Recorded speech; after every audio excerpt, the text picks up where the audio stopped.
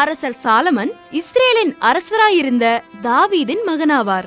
தேவன் சாலமனிற்கு மனிதர்களை புரிந்து கொண்டு நியாயமான தீர்ப்புகளை வழங்கவும் நீதி தவறாத ஆட்சி புரியவும் ஆசீர்வதித்தார். ஒரு நாள் 2 பெண்கள் சாலமனின் அரசவைக்கு வந்து முறையிட்டனர்.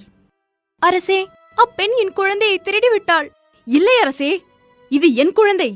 அரசே, நாங்கள் இருவரும் 3 நாட்களுக்கு முன்பு அழகிய ஆண் குழந்தைகளை ஈன்றோம். இவளது குழந்தை இறந்துவிட்டது. இவள் என்னுடைய குழந்தையை எடுத்துக்கொண்டு எனது குழந்தை என்று கூறுகிறாள். 2 பெண்களும் குழந்தைக்காக தீவிரமாக வாதிட்டனர். அரசர் சாலமன் இதனை பொறுமையாக கேட்டுக்கொண்டிருந்தார். பின்பு, நல்லது, இருவரும் அக்குழந்தைக்காக சண்டையிட்டுக் கொள்கிறீர்கள். எனவே அக்குழந்தையை 2 பாதியாக வெட்டி ஒரு பாதியை உனக்கும் மற்றொரு பாதியை உனக்கும் கொடுக்கலாம் என்றிருக்கிறேன். நல்லது அரசே. அக்குழந்தை எனக்கும் கிடைக்கக்கூடாது, அவளுக்கும் கிடைக்கக்கூடாது. 2ஆக வெட்டிக் கொடுங்கள்.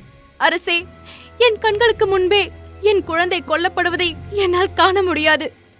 எனவே இக்குழந்தையை அப்பெண்ணிடமே கொடுத்து விடுங்கள். குழந்தையை எதுவும் செய்து விடாதீர்கள்.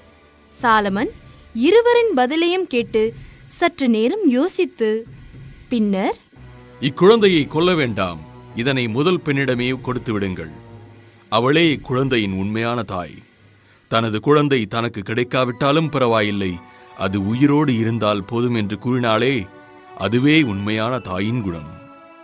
அரசரின் இத்தீர்ப்பு இஸ்ரேல் முழுவதும் பரவியது. மக்கள் அனைவரும் அரசரின் அறிவுத்திறனையும் தங்களுக்கு இத்தகைய அரசர் கிடைத்ததையும் எண்ணி மகிழ்ந்தனர்.